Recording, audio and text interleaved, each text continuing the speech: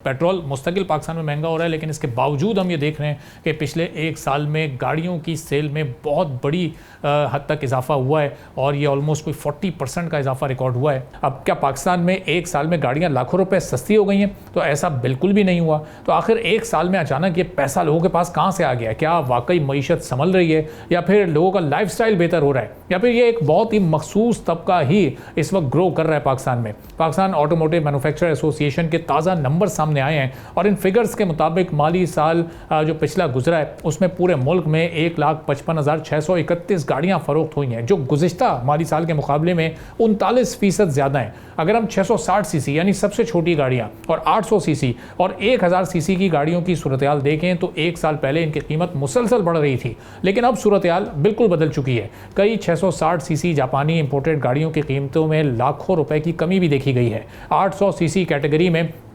Suzuki Alto के मुख्तलिफ variants की कीमत में भी एक ठहराव आया है। फिर कुछ कंपनीज़ ने लिमिटेड टाइम के लिए डिस्काउंट्स और प्रोमोशनल ऑफर्स भी दी हैं। उसके बाद 1000 सीसी और उससे ऊपर की गाड़ियों में भी कीमत में शदीद इजाफे का सिलसिला रुका है और कुछ मॉडल्स की कीमत पहले के मुकाबले में कुछ कम हुई हैं या वो कई महीनों तक बगैर इजाफे के बरकरार भी रही हैं। और उसकी बुनियादी वजूहत क्या हैं वो भी आपके सामने रख देते हैं। रुपए की कदर में पहले के मुकाबले में इस्तेहकाम आया है, फिर इंटरेस्ट रेट में एक वाज़ेह कमी हुई है और इम्पोर्ट कॉस्ट में भी खासी बेहतरी देखी गई है। ये तमाम वजूहत इस पर असर डालती हैं और फिर जाहिर है कि कंपनीज़ के दरमियान जो एक बढ़ता हुआ कंपटीशन है वो भी कीमत को नीचे लेकर आता है, जिस तरह पिछले चंद महीनों में हमने कीमतें नीचे आती देखी। यानी आज अगर कोई गाड़ी खरीदने का इरादा करे तो उसे एक साल पहले के मुकाबले में ज़्यादा बेहतर ऑप्शंस मिलेंगे, बेहतर फाइनेंसिंग मिलेगी और फिर पहले से बेहतर कीमत वाली मार्केट मिलेगी।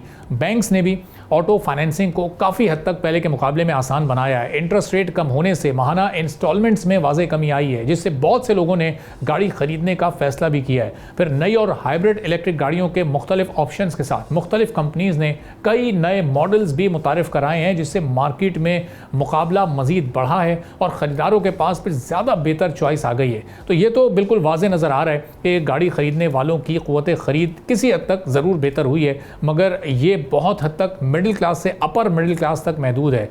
आज भी 40, 50 या 60 लाख रुपए की गाड़ियां खरीदने वाले तो मौजूद हैं, लेकिन लोअर मिडिल क्लास के लिए एक मोटरसाइकिल खरीदना भी पहले जितना आसान नहीं रहा है। इसलिए मोटरसाइकिल की फ़रोख्त में 30% इजाफा तो हुआ है, लेकिन ये अब भी 7 साल पहले की यानी जिस दौरान कोविड था उससे पहले की सतह से अभी भी कम है, जब पाकिस्तान में सालाना तकरीबन 30 लाख मोटरसाइकिलें फ़रोख्त होती थीं।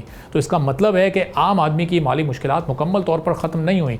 इकनॉमिक पॉइंट ऑफ व्यू से अगर देखें तो ऑटो इंडस्ट्री की तरक्की एक पॉजिटिव इशारा है। इससे फैक्ट्रीज़ की पैदावार बढ़ती है, ऑटो पार्ट्स बनाने वाली सनतें तेज़ हो जाती हैं, हज़ारों बल्कि लाखों लोगों को रोज़गार भी मिलना शुरू हो जाता है, बैंक्स का कारोबार भी बढ़ता है और हुकूमत को ज़्यादा टैक्स भी मिलने लगता है। यानी एक गाड़ी की फ़रोख्त सिर्फ एक कंपनी का फ़ायदा नहीं, बल्कि ये पूरी मईशत में सरमाए को गर्दिश में लाने का ज़रिया बनती है। अब ये सूरत-ए-हाल पाकिस्तानी मईशत के लिए भी खासी हौसला अफजा है, लेकिन साथ ही ये हकीकत भी सामने लाती है कि तरक्की अभी सब तक यकसा तौर पर नहीं पहुंची है। असल कामयाबी उस वक्त होगी जब सिर्फ गाड़ियों की फ़रोख्त ही नहीं बल्कि एक आम पाकिस्तानी की आमदनी बढ़ेगी, क़ुव्वत ख़रीद में इजाफा होगा और मेयार ज़िंदगी भी उसी रफ्तार से बेहतर होगा, ताकि तरक्की सिर्फ आदाद व शुमार में नहीं बल्कि हर घर में देखी महसूस की जा सके। अब इसके लिए बड़ी एक मजबूत माशी पॉलिसी चाहिए और देखना यह कि आगे हालात किस जानिब जाते हैं। सब्सक्राइब करें और बेल दबाएं ताकि कोई खबर रह न जाए।